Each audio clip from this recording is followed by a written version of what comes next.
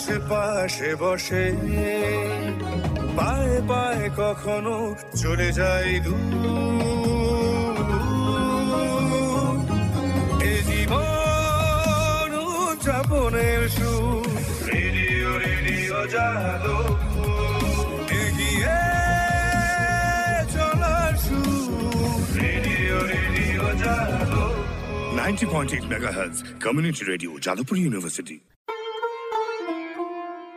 মুক্ত চিন্তার পথে ভিন্ন মননের খোঁজ, কমিউনিটি রেডিও যাদবপুর। আপনারা শুনছেন কমিউনিটি রেডিও যাদবপুর 90.8 মেগাহার্টজ। এই বেতার সম্প্রচারটি যাদবপুর বিশ্ববিদ্যালয়ের technical education quality improvement programme TEQIP-র অংশ। শুরু হচ্ছে আমাদের বিশেষ অনুষ্ঠান ম্যাটিক্স কৃষি পাঠশালা। এই অনুষ্ঠানে আমরা ভূমি সুরক্ষা এবং চাষবাসের নানান দিক নিয়ে আলোচনা করব। 90.8 কমিউনিটি রেডিও JU-তে এই বিশেষ অনুষ্ঠান শুনবেন সপ্তাহে 3 দিন। সঙ্গে থাকবেন কৃষক এবং কৃষি বিশেষজ্ঞরা। ভারত সরকারের রাসায়নিক ও সার মন্ত্রকের উদ্যোগে এবং ম্যাটিক্স ফার্টিলাইজার অ্যান্ড কেমিক্যালস লিমিটেডের সহায়তায় অনুষ্ঠানটি সম্প্রচার করা হচ্ছে।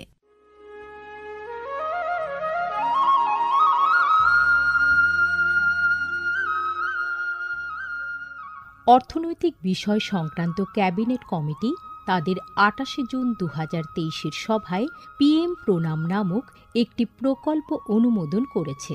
এই প্রকল্পের উদ্দেশ্য হল ধরিত্রী ও মৃত্তিকার পুনরুদ্ধার, পুষ্টি, উন্নতি সাধন এবং তা নিয়ে সচেতনতা বৃদ্ধি। গ্রামীণ স্তর থেকে শুরু করে আমাদের সকলের প্রচেষ্টা মাতৃভূমির যত্ন ও স্বাস্থ্য রক্ষার জন্য এই অনন্য পদক্ষেপকে ফলপ্রসূ করে তুলতে পারে। এই প্রকল্পের মূল লক্ষ্য হল কৃষিতে রাসায়নিক সার এবং কীটনাশকের অত্যধিক ব্যবহার দূর করা। বাড়তি ফলনের জন্য সার ও কীটনাশকের অতিরিক্ত ব্যবহার মাটিকে অসুস্থ করে তুলছে, কমিয়ে দিচ্ছে তার উৎপাদন ক্ষমতা। মাটির পুষ্টি আর সুরক্ষার জন্য প্রাকৃতিক অথবা জৈব সারের ভূমি পরীক্ষা ভিত্তিক সুষম ব্যবহার করা প্রয়োজন। পাশাপাশি দরকার জৈব ও প্রাকৃতিক চাষ পদ্ধতি এবং সম্পদ সংরক্ষণ প্রযুক্তি, যেমন সমন্বিত কৃষি ব্যবস্থা, ক্ষুদ্র সেচ, মালচিং, মাটির ক্ষতিকারক খনন না করা, ঘুরে ফিরে বিভিন্ন ফসলের চাষ ইত্যাদি।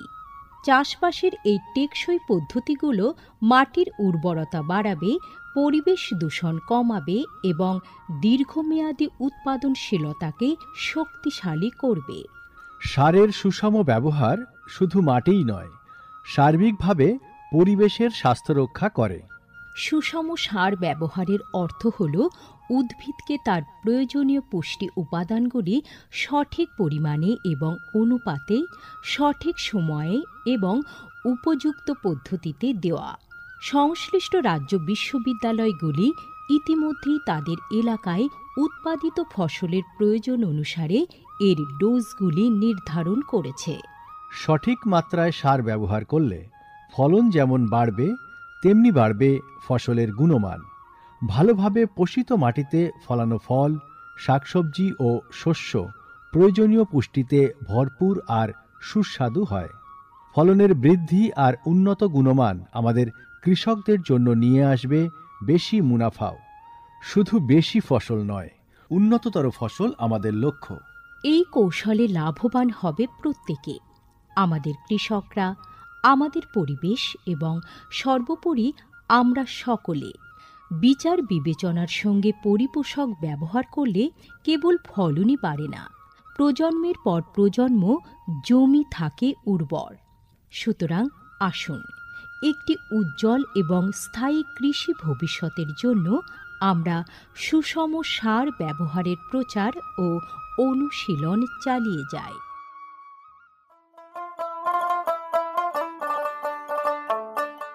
বিকশিত ভারত সংকল্প যাত্রা বা VBSY এর একটি গুরুত্বপূর্ণ অংশ হল ভারত সরকারের সার বিভাগ দ্বারা PM প্রণাম স্কিম এবং কৃষিতে ড্রোন ব্যবহারের প্রচার।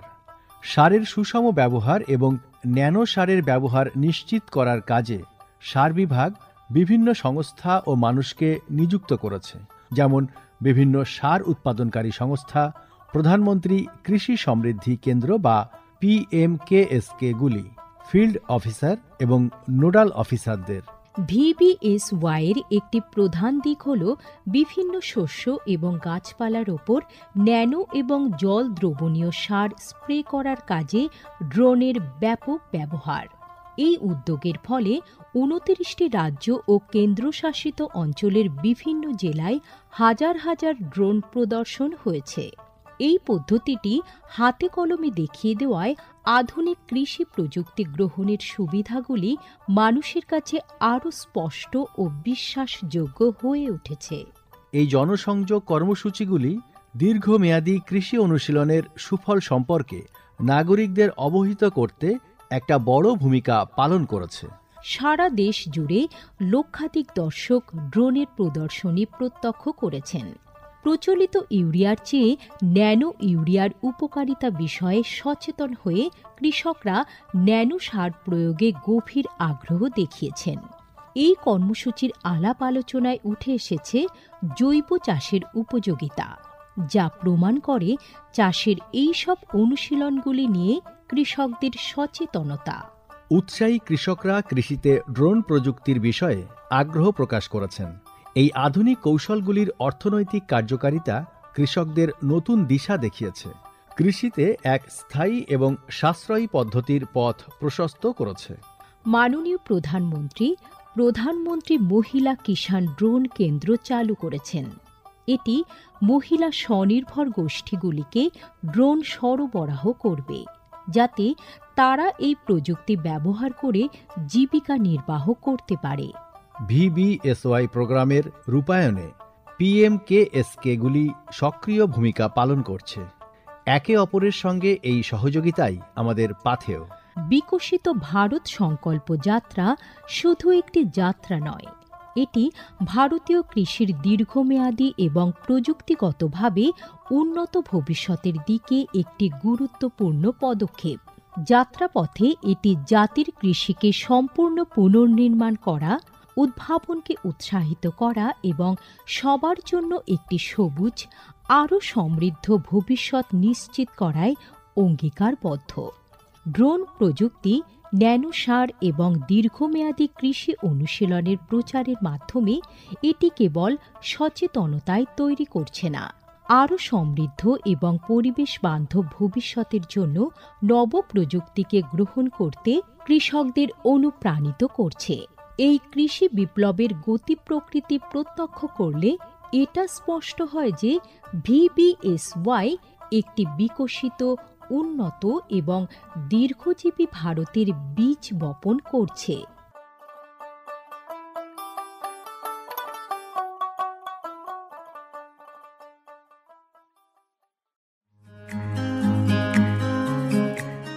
ভারতের যে সার কোম্পানিগুলি সবচেয়ে দ্রুত গতিতে বৃদ্ধি পাচ্ছে, ম্যাটিক্স ফার্টিলাইজার্স অ্যান্ড কেমিক্যালস লিমিটেড তার মধ্যে অন্যতম। পশ্চিমবঙ্গের পানাগড়ে অবস্থিত তাদের কারখানায় বছরে 12.5 লক্ষ টনের ওপর ইউরিয়া সার উৎপাদন হয়। ভারত সরকারের গ্রিনফিল্ড প্রজেক্ট হিসেবে স্বীকৃত এই কারখানায় তৈরি হয় ডক্টর ফসল। ইতিমধ্যেই যা পূর্ব ভারতের সর্বাধিক বিক্রিত ইউরিয়া সার হয়ে উঠেছে। কৃষি উন্নয়ন ও ভূমি সুরক্ষা, ক্ষুধা, অপুষ্টি ও দারিদ্র্য দূরীকরণ, গ্রামীণ এলাকা ও বস্তি উন্নয়ন, লিঙ্গ সাম্য, পরিবেশ, স্বাস্থ্য, শিক্ষা ইত্যাদি নানান বিষয়ের উপর জোর দেয় ম্যাটিক্সের CSR প্রকল্পগুলি। ম্যাটিক্স এক সবুজ ভবিষ্যতের অঙ্গীকার। JU কমিউনিটি রেডিও 90.8 মেগাহার্টসে শুরু করছি ম্যাটিক্স কৃষি পাঠশালার আজকের পর্ব।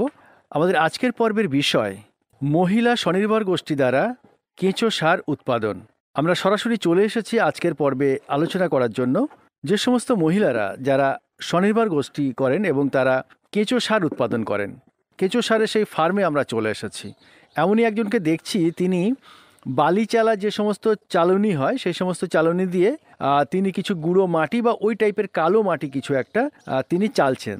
তো তার থেকে একটু শুনে নিই যে তার নাম কি। আপনার নাম? নমিতা মণ্ডল। আচ্ছা, আপনি এটা কি করছেন? আমি এটা সার টুকছি। আচ্ছা, মানে ওটা কি আর এটা কি? ওটা সার আছে, এটা তুলেছি বেডে থেকে টুকবো বলে। এই যে বলছেন বেডে থেকে, বেডটা ঠিক কি? বেডটা কেঁচোর বেড। আচ্ছা, ওটা কিভাবে তৈরি করেন? কেঁচো চাষ করি ওর ভিতরে গোবর দিয়ে, পানা, কলা গাছ, খড় দিয়ে চাষ করি। সেটাকে কেঁচো ছাড়া হয়, সেই কেঁচো সার হয়, তার থেকে এই সার তোলা হয় বেড থেকে।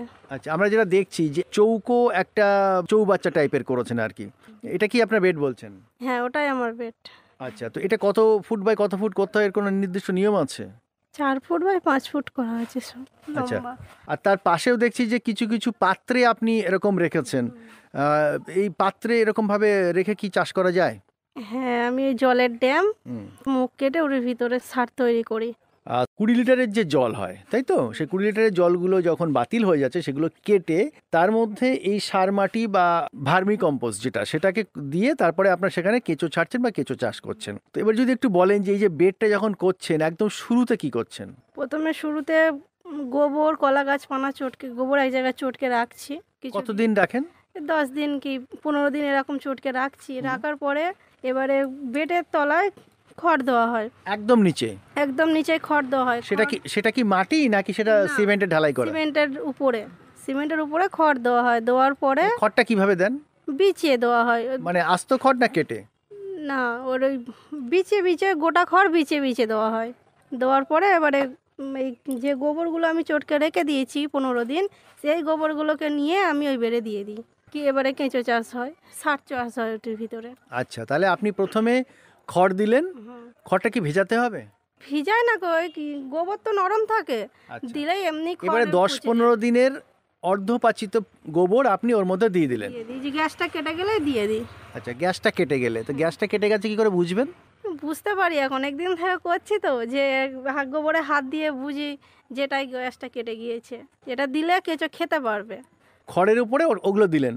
কতটা পুরু করে বা কতটা চওড়া করে দিলেন? চওড়া ওই যে বেড আছে 4 ফুট বাই 5 ফুট, ওই বেডের উপরে একটু নিচু করে দিতে হয়, কিন্তু বেশি উঁচু করে দিলে ওই কেঁচো মানে নিঃশ্বাস নিতে পারে না, দম আটকে যায়। ওই জন্য একটু নিচু করে দেওয়া হয় গোবরটাকে। আচ্ছা, এখানে যেটা একটা দেখছি যে আপনি সিমেন্টের যে বেডগুলো হয় মোটামুটি এগুলোকে গরুর খাবার দেওয়ার জন্য মানে বানানো হয়। হ্যাঁ হ্যাঁ, তো এই বেডের মধ্যেও আপনি কেঁচো চাষ করেছেন এবং একদম ছোট্ট ছোট্ট সরু সরু কেঁচো, যেটা আমরা খালি চোখে দেখতে পাচ্ছি, প্রায় 3-4 ইঞ্চি বা 2-3 ইঞ্চি এরকম লম্বা সরু সরু কেঁচো, তারা কিন্তু কিলবিল করছে এখানে। তো এই যে আপনি বেডটা করেছেন, কেঁচোর বেড, এটা কতদিন করেছেন? এটা 10 থেকে 15 দিন দেওয়া হয়েছে। খাওয়া শুরু করে দিয়েছে ওরা, অটোমেটিক ওই যে দানা দানা তুলছে, ওরা খাওয়া শুরু করে দিয়েছে।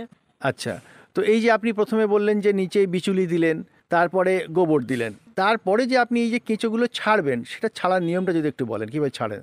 ছাড়ার নিয়ম ওই ওপরেই ছেড়ে দেওয়া হয়। আচ্ছা, ওপরেই ছেড়ে দিই, ওরা খেতে পুরো নিচেই চলে যায়, গেলে পুরো সারটাই হয়ে যায় এবার বেড়ে। তো এরকম একটা ওই যে 4 ফুট বাই 5 ফুট আপনার যে বেড আছে, সেখানে কতগুলো কেঁচো আপনাকে ছাড়তে হয়? প্রথম শুরু করেছিলাম 250 কেঁচো দিয়ে শুরু করেছিলাম, কিন্তু এখন তো আমার প্রচণ্ড কেঁচো হয়ে গেছে। এক্ষুনি 30-40 কেজি কেঁচো আমার আছে ফার্মে ভিতরে। মানে সেইগুলো কি এখন বড় আর কেঁচো? ছাড়তে লাগে না। হ্যাঁ, ওই এই কেঁচো রিজার্ভ, অন্য কেঁচো না, এই কেঁচো। এখন আর কেঁচো ছাড়তে লাগে না। এখন এক সাইড থেকে আমি ধরো সার তুলছি, আর এক সাইড থেকে আমি খাবার দিয়ে দিই। খাবার দিয়ে দিন মানে কোন খাবার? ওই যে গোবর যে চটকানোটা থাকে, এক সাইড আমি দিয়ে দিই, আর এক সাইড থেকে ওই বড় বড় বেড তো, এক সাইডে আমি খাবার দিয়ে দিলাম, আর এক সাইড থেকে আমি সার তুললাম। তাহলে আমার বেডটা পুরো খালি হচ্ছে না, পুরো খালি করি না। তাহলে একবার এই বেড তৈরি করার পরে কতদিন এটাকে আপনি এখান থেকে আপনি এই ভার্মি কম্পোস্ট বা কেঁচো সার পাচ্ছেন? 5 দিন অন্তর অন্তর পটি বেড থেকে সার তুলছি। এই যে সার তোলেন, ঠিক কোন ধরনের সারগুলো তোলেন, মানে কি করে বোঝেন যে এগুলো তোলার মতো উপযুক্ত হচ্ছে? যে দানা দানা চায়ের মতন যে গুঁড়ি গুঁড়ি, সেটাতে হলে আমি বুঝতে পারি যে আমার সারটা হয়ে গেছে। তোলার সময় তো নরম থাকে, কিভাবে তোলেন? উপর করে হাত দিয়ে তুলে নিই আমি। আচ্ছা, তোলার পরে কি করেন? তোলার পরে এবার ছাওয়া জায়গা দেখে একটু খেলিয়ে দিই। সবাই তো ভিজে সার নেয় না, তাই একটু হালকা শুকনো করে আমার সারটা দিতে হয়। আচ্ছা, তো হালকা শুকনো করলেন, তারপরে আপনারা বিক্রি করার জন্য কোনো প্যাকিং করেন? না, প্যাকিং করি না। কিভাবে বিক্রি করেন? এই যে 25 কেজি বস্তা আছে, এই বস্তা মেপে আর 25 কেজি বস্তায় করে দিয়ে আসা হয়। একটা 25 কেজির বস্তা, এক বস্তা সার হতে আপনার কতগুলো বেড বা কতদিন সময় লাগে? সপ্তাহে আমি 50-100 কেজি করে সার দিই সপ্তাহে। আচ্ছা, সপ্তাহে আপনি 2 বস্তা থেকে 4 বস্তা সার তৈরি করতে পারছেন? হ্যাঁ হ্যাঁ। তো এই কাজটা আপনার সাথে আপনার পরিবারের লোকজনও করেন? হ্যাঁ হ্যাঁ, আমার পরিবারের লোক আছে, আমার হাজব্যান্ড আছে, ছেলে আছে, শাশুড়ি আছে, সবাই মিলে করা হয়। তো আপনি প্রশিক্ষণটা কোথায় পেয়েছেন? প্রশিক্ষণ পেয়েছি ওই শস্য শ্যামলা কৃষি বিজ্ঞান থেকে। আচ্ছা, মানে কৃষি বিজ্ঞান কেন্দ্র শস্য শ্যামলা, ওখান থেকে আপনারা এই প্রশিক্ষণটা পেয়েছেন। তো কত বছর ধরে এটা করছেন? আমি 21-এ লেগেছি, 2021 থেকে করছি। প্রায় 4-5 বছর ধরে করছেন। হুম। তো এটা করে আপনি কি নিজে স্বনির্ভর বা ইনকাম করতে পারছেন, লাভ পাচ্ছেন? হ্যাঁ হ্যাঁ হ্যাঁ, অবশ্যই। কেঁচো বিক্রি করছি 1000 টাকা দিয়ে, সার বিক্রি করছি 10 টাকা 12 টাকা কেজি।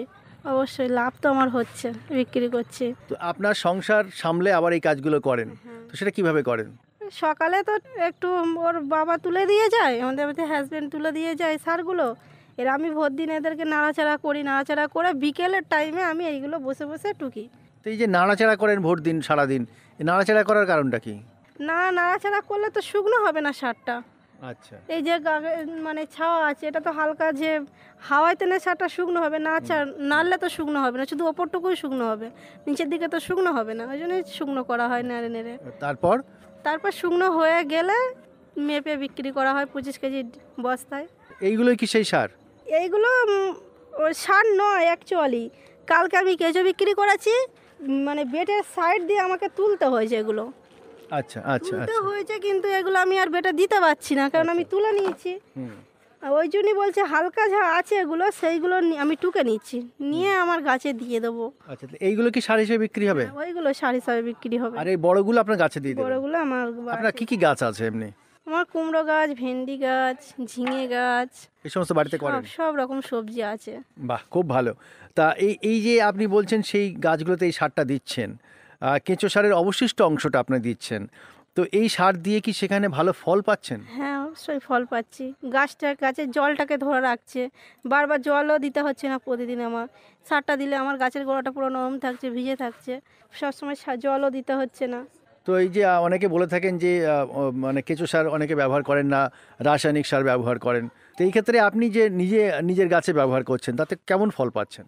আমি ভালো ফল পাচ্ছি সব বিষয়ে। সবজির দিক দিয়ে বলো, ধান চাষ করি, ধান খেতেও দেওয়া হয় আমাদের, দিয়ে আমরা চাষ করি, আমি ফলন ভালো পাই। জেইউ কমিউনিটি রেডিও 90.8 মেগাহার্টসে শুনছেন ম্যাটিক্স কৃষি পাঠশালা। আর ম্যাটিক্স কৃষি পাঠশালায় আমাদের আজকের পর্ব কেঁচো সার উৎপাদন, মহিলা স্বনির্ভর গোষ্ঠী দ্বারা কেঁচো সার উৎপাদন। সেই মহিলা স্বনির্ভর গোষ্ঠী যারা কাজ করছেন কেঁচো সার উৎপাদনে, যারা কাজ করছেন, আমরা সেরকম আরও একজনকে পেয়েছি এই পরিচর্যা যারা করছেন। আপনার নাম? সুন্দরী মণ্ডল। আপনি কত বছর ধরে এই কাজের সঙ্গে যুক্ত আছেন? তা 2-3 বছর। 3 বছর ধরে আছেন। আপনি মূলত এই কেঁচো সার তৈরির ক্ষেত্রে কোন কোন কাজগুলো আপনি নিজে হাতে করে থাকেন? ওই গাছ টাছ বসানো হয়, গাছের গোড়া দিলে জল ধরে রাখতে পারে। আচ্ছা, মানে আপনি এই কেঁচো সারটা নিজেরা ব্যবহার করেন? হ্যাঁ। আর এই যে বেড তৈরি বা গোবর তৈরি, আপনার বিচুলি দেওয়া বা এগুলোকে চালা, এই যে টুকা বলছেন, এগুলো কি আপনি করেন? আমরা একটু খুব মানে পাতলা করি। আপনিও করেন? হ্যাঁ। আচ্ছা, তো এই যে কেঁচো সার যেগুলো আপনি দেখছেন, কেঁচো যেগুলো আছে, এই কেঁচোরকে বাঁচিয়ে রাখার জন্য আপনারা কি কি ব্যবহার করেন, কি কি করেন? জল দেওয়া হয়, তারপরে কলা গাছ দেওয়া হয়, পানা কোচা দেওয়া হয়। তো একটা পানা ধরুন আপনি তুলে আনলেন পুকুর থেকে, তারপরে কতদিন পরে ওর মধ্যে দেন?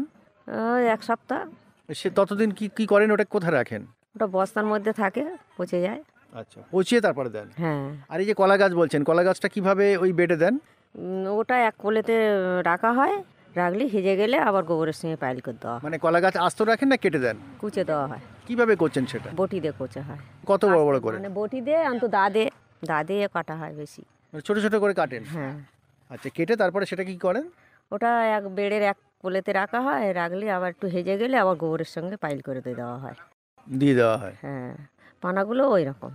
আচ্ছা, তো এই যখন তোলা হয় একদম ওপরে যে সাদা সাদা যে সারগুলো তৈরি হচ্ছে, মানে কেঁচোর পটি যেগুলো, সেগুলো সার, তো সেগুলো যখন তৈরি হচ্ছে, তো তখন ওইগুলো কিভাবে তোলেন? ওটা ওপর তুলে নিলে হয়ে যায়, আবার রোদি ফেলে দেওয়া হয়। যখন কেঁচো মানে ওপর যখন তোলা হয়, তখন কেঁচোগুলো নিচের দিকে চলে যায়। আচ্ছা, আস্তে আস্তে তুলে নেওয়া হয়।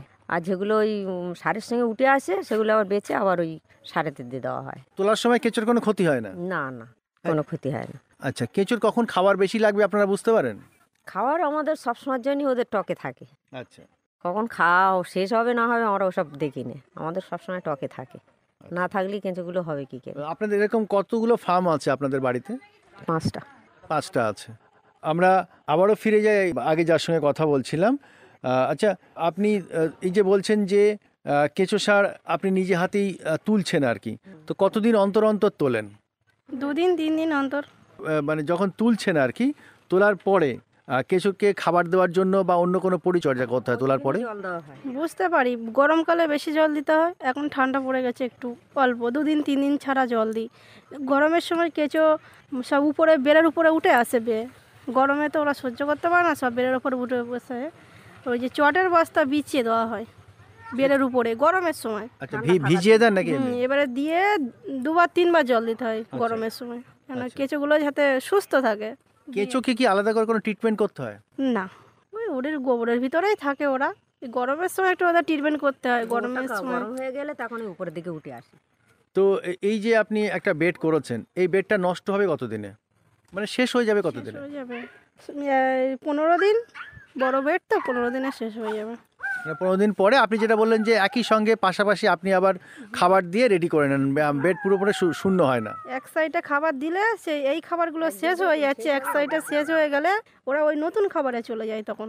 আচ্ছা, তো আপনি বলেন আপনার কাছে এখন অনেক কেঁচো আছে, তো আপনি কেঁচো সার বাদেও কি কেঁচো বিক্রি করেন? হ্যাঁ, বিক্রি করি। সেটা কিভাবে বিক্রি করেন? সেটা কেঁচোর 1000 টাকা কেজি বিক্রি করি আমি। কোথায় বিক্রি করেন? গৌদা নিয়ে যায়, যারা ফোন করে তাদেরকে দিয়ে আসা হয়।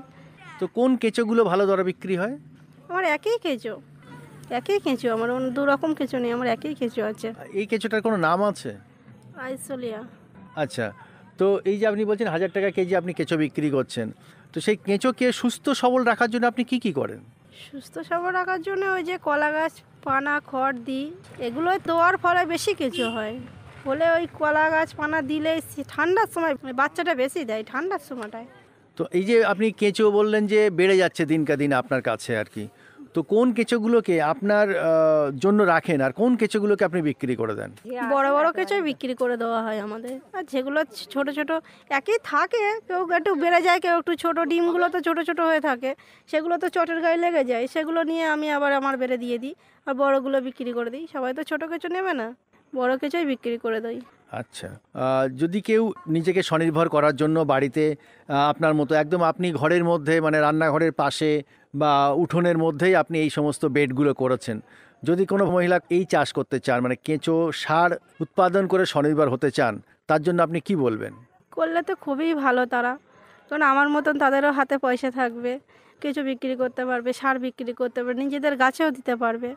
যদি কেউ মনে করে যে হ্যাঁ আমি এরকম করব, তো তাকে কি কি স্টেপ বাই স্টেপ কাজকর্ম করতে হবে, মানে কি করতে হবে যদি একটু বলেন? তাকে প্রথমে বের বানাতে হবে, 1 নম্বর কথা। বের প্রথমে তো তাকে ট্রেনিং নিতে হবে। ট্রেনিং তো নিতেই হবে, ট্রেনিং নেওয়ার পর কতদিনের ট্রেনিং নিতে হবে? এবার যে যার মানে ব্রেনটার ওপরে কাজ। আমি একবারই দেখে ধরো সব কিছু করেছি, দাদা একবারই দেখে দিয়ে গেছিলো, তারপরে 3-4টে ট্রেনিং নিয়েছিলাম আমি, 4টে ট্রেনিংয়ের পরে আমি সব কিছু এবারে আরম্ভ করে দিয়েছি একাই। আচ্ছা, তো কোনো ভদ্রমহিলা প্রশিক্ষণ নেওয়ার পরে কি কি করবেন? প্রশিক্ষণ নেওয়ার পরে যদি বলে যে আমি শিখতে চাও, যে মানে গিয়ে শিখবো, যে আমার কাছে আসলে যদি, তাহলে আমি তাকে শিখিয়ে দিতে পারবো। তারপর তার নিজের বের করতে হবে, বের করে এক সাইডে কলা গাছ পানা গোবর সব কিছু দিয়ে পচাতে হবে, পচিয়ে নিয়ে দেখতে হবে সেটা খাবারটা রেডি হয়েছে কি না। যদি না রেডি হয় কিন্তু কেঁচো মারা যাবে। আচ্ছা, যদি কেঁচোর খাবারটা রেডি হয়ে যায় তাহলে কেঁচো মারা যাবে না। এবারে যেটা রেডি হয়ে গেলে কেঁচো ছাড়লে এবার আস্তে আস্তে উপরে চটের বস্তা দিতে হবে, না সুতির কাপড় দিতে হবে, দিয়ে এবার রেখে দিলে 10-15 দিন পরে উনি বুঝতে পারবে যে আমার কেঁচো খাচ্ছে, খেয়ে খেয়ে ওরা পটি বার করবে, ওরা বুঝতে পারবে উপরে দানা পুরো চায়ের দানার মতন হয়ে যাবে উপরে। সেটা হাত দিয়ে তুলে নেবে? সেটা হাত দিয়ে উপর তুলে নেবে। তো এই বেড করতে গেলে মানে এই বেড বানাতে গেলে কেমন খরচা হতে পারে মানে ভদ্রমহিলা যিনি করবেন? এই ছোটো বের করা তো তার 2 থেকে 3,000 টাকার মধ্যে হয়ে যাবে। যদি আমার মতন বড় বের করে খরচা তো বেশি হবে, আর যেরকম ওই বড় বের করেছি আমার 5-6 হাজার টাকা খরচা হয়ে গেছে। তো একবার তো করে নিলে অনেক বছর চলবে। হ্যাঁ, আমি তো প্রথমে লেগেছি 2021-এ, সেই থেকে আমার একটা বের পিছনে আছে, সেই থেকে এখনও আমি এই 5-6 বছর কাজ করছি, এখনও অতি আমি কাজ করছি, নষ্ট তো হবে না এটা। যেটা বলছিলেন আপনি আপনার বাড়ির সমস্ত কাজ সামলে স্বামী সংসার বাচ্চাদেরকে সামলে তারপর এই কাজটা করেন, কতক্ষণ সময় দেন সারাদিনে আপনি? ভোর দিন তো নাড়াচাড়া করি 2-3 থেকে 4 বার, তারপরে ওই 3টে থেকে আরম্ভ করি 4টে 5 2-3 ঘন্টা টাইম, 2 ঘন্টায় টাইম দিই হিসাব মতন। তো এই যে আপনি কাঁচামাল যেগুলো বললেন, খড় বা কলা গাছ বা কচুরিপানা, এগুলো সংগ্রহ করেন কোথা থেকে? আমাদের গ্রাম এলাকা তো, পাশে কলা গাছ কেউ কেটে ফেলছি, আমাদের নিজেদের আছে, পুকুরে পানা আছে, সেগুলো তুলে এনে আমি পচাই। ওগুলো জরির মধ্যে দিলে সব থেকে ভালো হয়। আর এই গোবরের জন্য কি নিজেই গরু পোষেন নাকি গোবর অন্য জায়গা থেকে আনেন? না, আমাদের 5টা গরু আছে, সেখান থেকেই হয়ে যায়? সেখান থেকে হয়ে যায়। কখনো যদি আপনি বেডের সমস্ত কিছুকে ফেলে দেন আর কি, তো সেইগুলোও কি কোনো কাজে লাগতে পারে? আমি কিছুই ফেলি না, ফেলা লাগে না, আর সব কিছু আমি নিজের গাছে দিই। নিজের গাছেই দিই? যদি যেগুলো আমার বিক্রি করার পরে দেখছি আমার এই টোকাগুলো তো আমি ফেলতে পারি না, ওগুলো আমার নিজের গাছে দিয়ে দিই। আম গাছ, কাঁঠাল গাছ, অনেক সব বিভিন্ন রকম গাছ আছে, সেই গাছে দিয়ে দিই সব গিয়ে। তো এতে কি কোনো ওষুধ বা কোনো কিছু ব্যবহার করতে হয়? না, কিছুই ব্যবহার করতে হয় না, পুরোটাই প্রাকৃতিক? পুরোটা প্রাকৃতিক। ওই কলা গাছ, গোবর, পানা এগুলোই দিয়ে করতে হয়।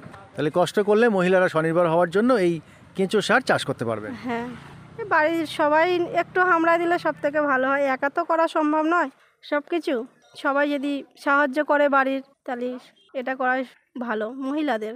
মানে বাড়ি থেকে এটা কাজটা করা যাচ্ছে। তারা যে অনেকে আছে যে আমার হাতে পয়সা নেই, তারা 1 কেজি কেঁচো বিক্রি করলে তাদের হাতে আসছে 1000 টাকা। তো এই 1 কেজি কেঁচো উৎপাদন করতে কত বছর টাইম লাগতে পারে?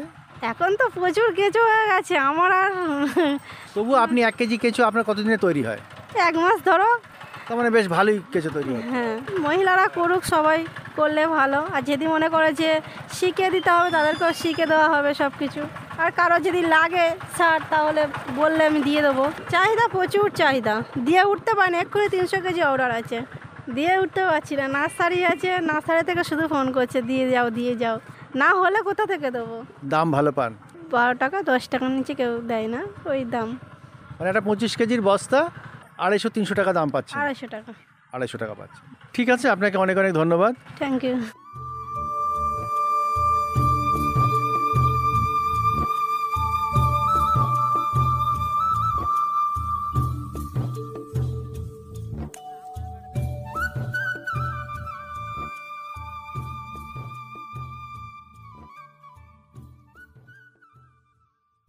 এতক্ষণ শুনলেন আমাদের বিশেষ অনুষ্ঠান ম্যাটিক্স কৃষি পাঠশালা। ভারত সরকারের রাসায়নিক ও সার মন্ত্রকের উদ্যোগে এবং ম্যাটিক্স ফার্টিলাইজার অ্যান্ড কেমিক্যালস লিমিটেডের সহায়তায় অনুষ্ঠানটি সম্প্রচার করা হল।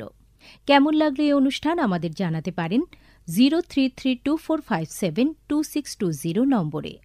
আপনারা আমাদের মেলও করতে পারেন radio.ju@gmail.com এ। আমাদের ইউটিউব চ্যানেল রেডিও জেইউ, এখানেও আপনারা এই বিশেষ অনুষ্ঠানটি শুনতে পারেন। আর আমাদের ইনস্টাগ্রাম আইডি radio_JU আপনারা ফলো করতে পারেন। আজকের মতো ম্যাটিক্স কৃষি পাঠশালা এই পর্যন্তই। শুনতে থাকুন কমিউনিটি রেডিও জেইউ 90.8 মেগাহার্টজে।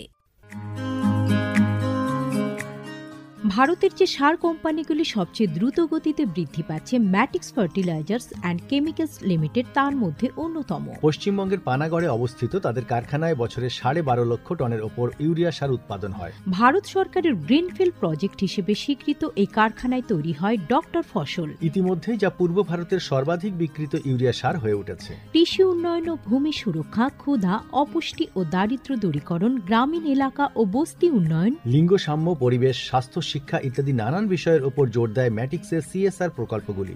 ম্যাটিক্স এক সবুজ ভবিষ্যতের অঙ্গীকার। মুক্ত চিন্তার পথে ভিন্ন মননের খোঁজ, কমিউনিটি রেডিও যাদবপুর। আপনারা শুনছেন কমিউনিটি রেডিও যাদবপুর 90.8 মেগাহার্টজ। এই বেতার সম্প্রচারটি যাদবপুর বিশ্ববিদ্যালয়ের technical education quality improvement programme TEQIP-র অংশ। দূরে সে পাশে বসে, পায়ে পায়ে কখনো চলে যায় দূর। এ জীবন উদযাপনের সুর, রেডিও রেডিও যাদবপুর।